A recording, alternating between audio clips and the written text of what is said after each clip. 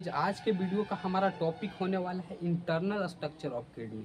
अब हमने पिछले वीडियो में यह देखा था एक्सटर्नल स्ट्रक्चर ऑफ किडनी। तो चलिए शुरू से शुरू करते हैं। सबसे पहले आप इस वीडियो को देखें। अब देखिए, जब हमारा किडनी होता है उनको दो भागों में डिवाइड किया जाता है। एक हमारा है एक्सटर्नल और एक हमारा है इंटरनल। अब इसी को हम लोग किडनी के सेंस में बोलें तो हमारा रेनल कॉर्टेक्स, जिन्हें हम लोग एक्सटर्नल की बात करेंगे, और जो हमारा रेनल मेडुला होता है वो हमारा इंटरनल होता है। अब देखिए, कोई भी हमारे ऑर्गन होते हैं बायोलॉजी में, या भी कोई भी अगर ले लीजिए टिश्यू ले लीजिए, जैसे प्लांट का ही एग्जांपल लेते हैं।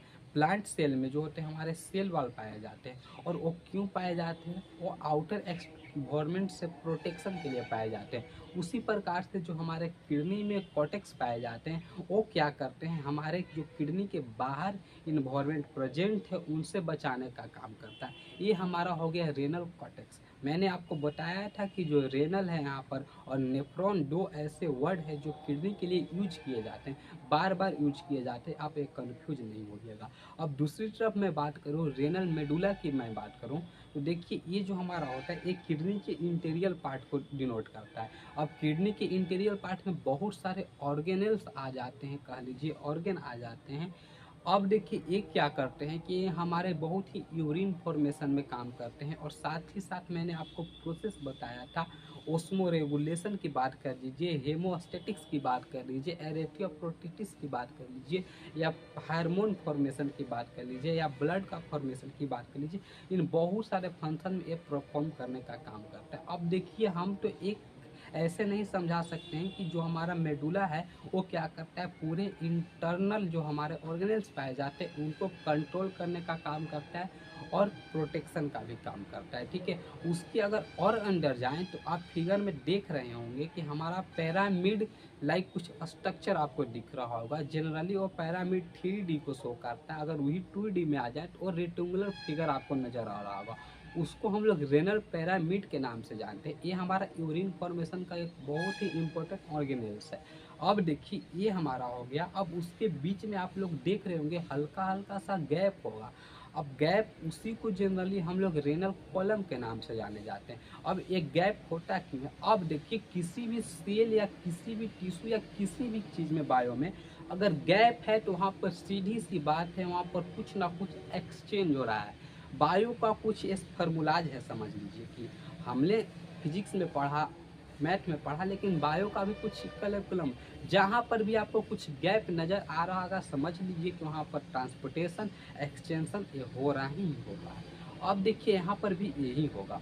अब उसके बाद की मैं बात करूँ तो देखिए, उस पर कुछ फाइबर्स प्रेजेंट होते हैं। हमारे जो किडनी होते हैं उनके बाहर कुछ फाइबर प्रेजेंट होते हैं, जिन्हें हम लोग रेनल फाइबर के नाम से जाने जाते हैं। ये जनरली कनेक्टिव टिश्यू से बना होता है। मेन ये काम करता है, प्रोटेक्शन के लिए काम करता है। अब आइए हम लोग यह बात करते हैं कि जो हमारा रेनल पैपिले है वो कहाँ प्रेजेंट होता है। तो अभी आपने देखा रेनल पैरामिड को, जो कि एक ट्रेंगुलर फॉर्म में है।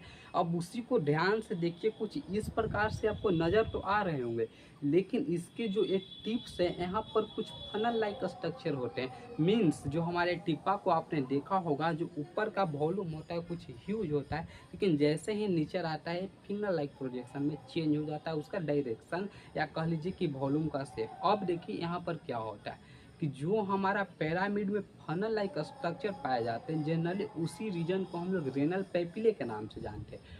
अब जब वही क्या होता है, डेवलपमेंट होता है उसका, या कह लीजिए कि वहाँ से बहुत सारे ट्यूब्स एराइज होते हैं। जनरली उसी को हम लोग माइनर कैरिस के नाम से जानते हैं। ठीक है, अब जब बहुत सारे हमारे जानते हैं कि ट्रेंगुलर पैरामिड पाए जाते हैं हमारे किडनी में, और उन बहुत सारे ट्यूब्स को रिलीज करता है या निकालने का काम करता है, उन्हीं को हम लोग क्या कहते हैं, माइनर कैरिसेस।